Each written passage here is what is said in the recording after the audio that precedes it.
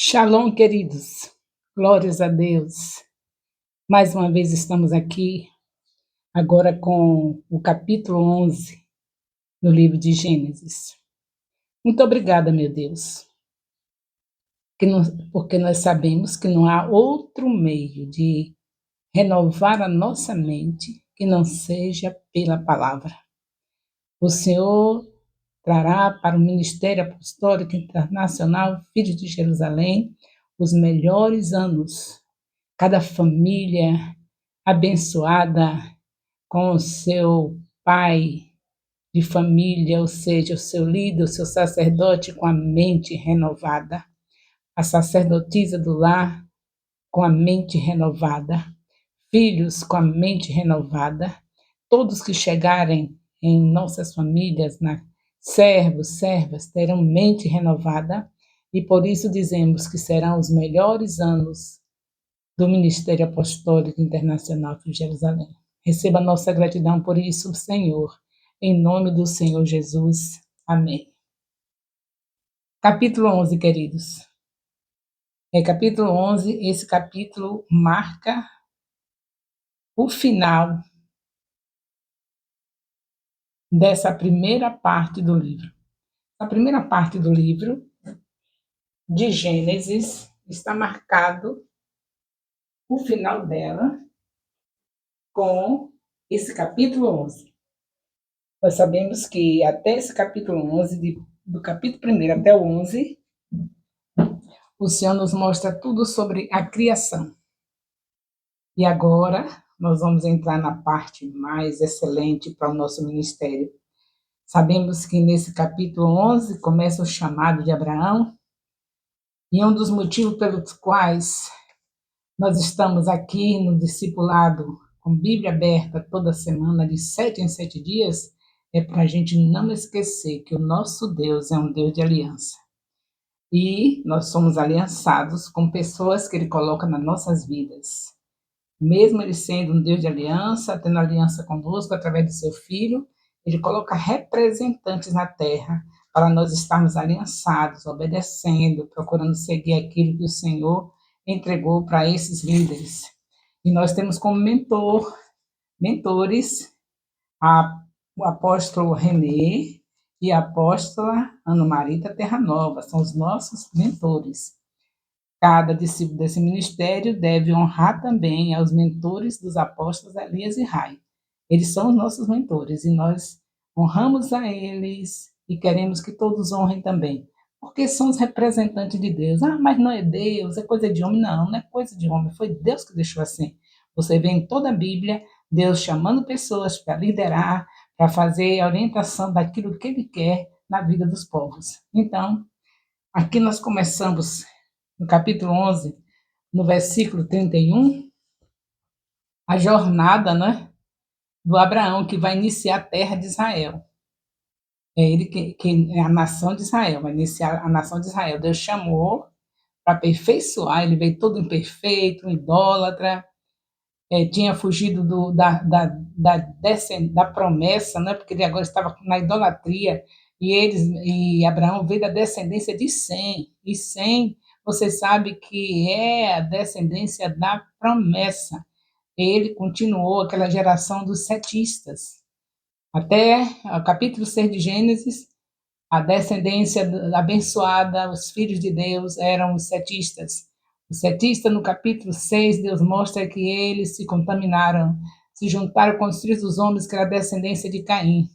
Aí Deus faz o chamado de Noé para fazer uma arca, porque ele faria o dilúvio, e queria salvar o Noé, porque foi o único setista que não abandonou a promessa, e ficou firme na aliança, de Gênesis 3,15, crendo que haveria de vir aquele que esmagaria a cabeça da serpente.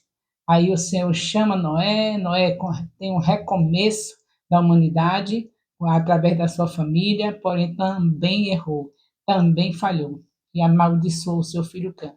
E nós sabemos que isso aí, já falei no capítulo anterior, mas eu quero destacar aqui agora a parte de Abraão ser descendente de Sem, a descendente abençoado, e já estava aqui em Ur dos Caldeus.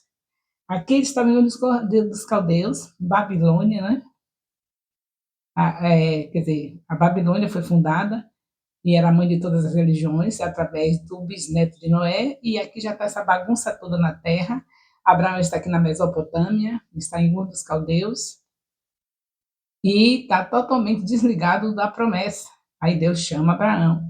Aqui nesse capítulo 11, versículo 31, Abraão não vem. Resultado, por que nós sabemos isso? Porque em Atos 7:2, o Senhor revela através de Estevão, mostra Estevão recebendo a revelação de que o chamado de Abraão foi aqui em Gênesis 11:31. Aí nós vemos, já falamos desse assunto, nós vemos que ele se demora, mas Deus cria circunstâncias, é claro, tudo isso contribuiu para que ele saísse dali, mesmo da maneira inadequada, mas teve que sair, porque Deus queria que ele saísse.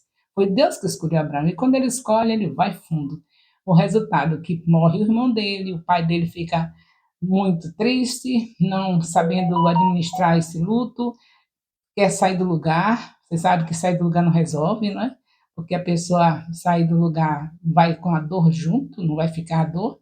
Mas só isso era um pretexto, era Deus querendo trazer Abraão, como já tinha chamado, para cumpriu o que ele queria, ir para Canaã. Aí o pai arrebanha a família toda e sai para Canaã. Lá se vai Abraão com sua esposa, lá se vai Naó, seu irmão com a esposa, o irmão de Abraão, Naó, também vinha. O Ló, que era o órfão, o Harã, que foi o Harã é o que tinha morrido, o pai de Ló. E lá vem essa família toda. E quando chega num lugar chamado Harã, o mesmo nome do filho do irmão de Abraão, e o pai, eu não disse ainda o nome do pai, você já sabe que é Terá, eu já falei disso, agora estou apenas repassando. O pai resolve ficar ali em Harã, saudoso, deixou-se vencer pelo saudosismo e ali ficou, curtindo a dor da morte do seu filho. Ali mesmo ele morreu, mas Abraão se acomodou, mesmo sabendo que Deus já o havia chamado e que a saída do pai dele de lá de Ur dos Caldeus não era em vão, era uma maneira de Deus trazê-lo, ele estava sem tomar iniciativa, mas ele agora, o pai morre, e ele sabendo que o pai ia para Canaã e que era o dever dele ir, porque o chamado de Deus era para ele, e ele se acomoda ali em Harã, e agora Deus chama novamente. Aí, com esse novo chamado, quer dizer, é como se fosse um reforço. Abraão, você ainda está aí? Vamos, até eu criando circunstância, você ainda não deu para entender? Não acontece isso conosco também, queridos? Deus cria a circunstância para a gente cumprir o ID dele, a gente continua. Deus cria uma circunstância para você se encontrar com a sua família, salvar os seus familiares, se encontrar com seus familiares e salvar os seus familiares, você foge disso, não vai, não fala. Cria a circunstância para você salvar a sua vizinhança, você não vai, não fala. Cria circunstância para falar com os colegas de trabalho, você também não fala. Cria circunstância para falar com os colegas da faculdade, você também não fala. Fica como um agente secreto do Senhor Jesus, onde quer que você chega. Abraão estava assim nesse nível, mas graças a Deus, aqui no capítulo 12, que nós vamos estudar na próxima lição, próximo circulado, nós vamos ver que isso mudou. Então vamos continuar aqui no capítulo 11 ainda com algumas informações. Aqui nós vemos que, como eu já disse, o chamado de Abraão é aqui, é nesse capítulo que encerra tudo que Deus tinha que ensinar sobre a criação, e começa agora a história do nosso querido Abraão, que vai dar origem à nação israelita, e nós queremos aprender a amar Israel através dessa trajetória. Começa a trajetória agora da gente conhecer Israel, como foi que Deus fez para Israel, para dizer esse amor todo de Deus por Israel, e dizer que nós devemos amar Israel e que nós devemos orar por Israel. Então, a visão do apóstolo René, que ele recebeu, que a visão é de Deus, né? Que ele recebeu é esta. E nós precisamos conhecer o nosso mentor, é o mentor dos seus apóstolos, Elias e Rai, e com certeza todos devem conhecer isso, né? Saber dessa história. E cada discipulador não se esqueça de renovar esse conhecimento, porque nós estamos aliançados e a aliança não se quebra. A aliança com o apóstolo René e Ana Maria Terranova continua. E o que é que ele trouxe para nós no ensinamento? Sobre Israel.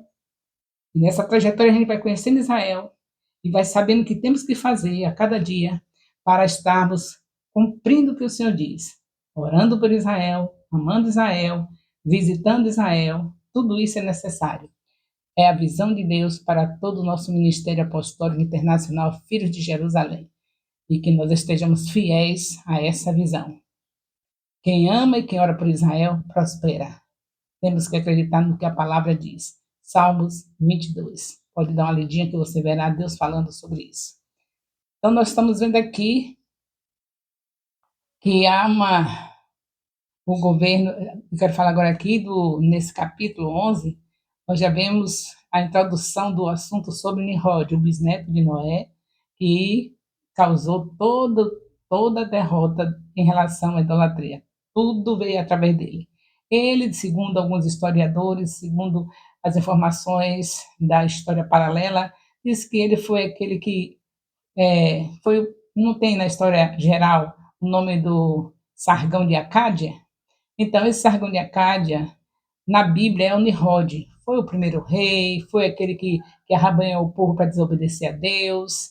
Mas quanto a você se ligar nessa palavra de Nimrod ser Sargão de Acádia, vá pesquisar e veja, mas o mais importante é saber que esse Nimrod foi o resultado da maldição de Noé, maldição do seu filho Cã, que veio chegar essa maldição até o seu bisneto, e continua toda a terra sofrendo as consequências. Isso começa você saber, conhecer quem é Nimrod aqui nesse capítulo 11 também.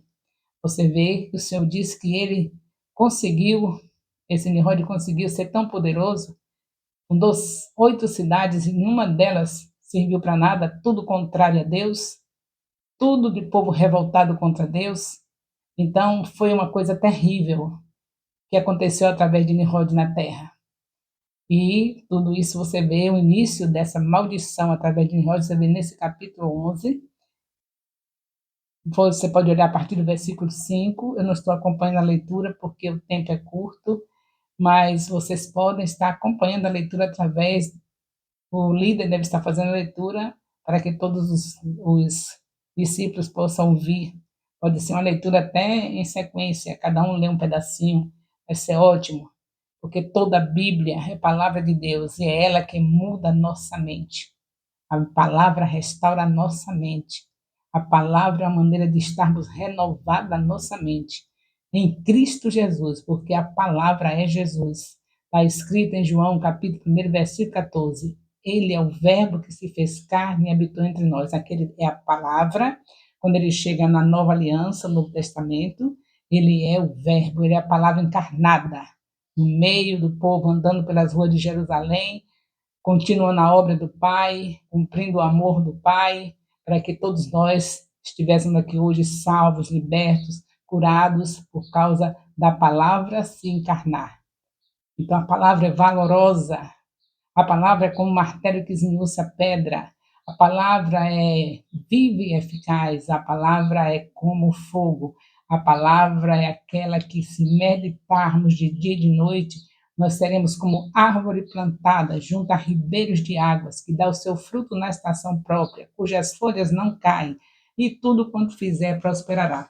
Eu repito isso em quase todos os estudos. Eu espero que todos já estejam sabendo isso de cor, para falar onde chegar, valorizar a palavra, sentir alegria em estar semanalmente lendo um capítulo da Bíblia, estudando um capítulo da Bíblia juntamente com seus discipuladores. Sentir alegria de ir em casa, sentar no amanhecer, lá no lugar secreto, e ler pelo menos um capítulo da Bíblia. Se ler 2 capítulos, melhor ainda. Se ler 2 capítulos no amanhecer, no lugar secreto, pode ler um capítulo depois do almoço e à noite repassar tudo que leu. Ai, que maravilha! Que diferença fará? Vocês verão lares transformados. Na verdade, a reforma está sendo um sucesso, porque é a palavra. Não tem como fracassar uma reforma onde quem está na frente é Jesus. Quem está na frente dessa reforma é Jesus. Não tem para onde correr. Você não pode negar que a Bíblia é palavra de Deus. Não pode negar que a Bíblia é Jesus, porque Ele é a palavra. Então, correr dessa obra de discipulado pela palavra é correr de Jesus. Vocês têm toda a liberdade para pesquisarem, né? Porque não somente eu tenho acesso aos estudos teológicos, vocês podem, eu quero citar a fonte que eu estou me orientando, é a Escola Charles Spurgeon. Vocês podem ter também acesso aos conhecimentos que eu tenho, que nem todos são citados aqui por causa da duração do vídeo, mas estou à disposição para atender qualquer líder, qualquer discipulador e qualquer discípulo que encontrar alguma parte do estudo que não entendeu ou que eu falei alguma coisa que não foi correto para que eu venha corrigir. Vocês têm a liberdade, porque só assim, com liberdade de expressão, não falando por trás, aqui e acolá, mas falando com a pessoa responsável por introduzir essa obra maravilhosa de Deus nesse ministério, que é a leitura da Bíblia em discipulados, em células e em nossa casa. Então, a responsável sou eu, porque Jesus me chamou para isso. Desde meus 7 anos que o Senhor me chamou, através de um vizinho que leu a Bíblia para minha mãe e eu ouvi. Uma criança de 7 anos ouviu lendo Êxodo capítulo 12.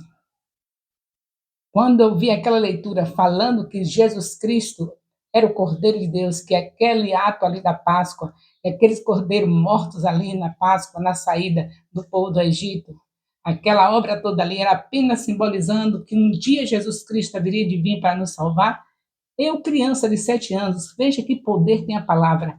Foi penetrando no meu coração, entendi que não era tempo mais de se matar bichinho, mas sim de deixar valer o que Jesus fez.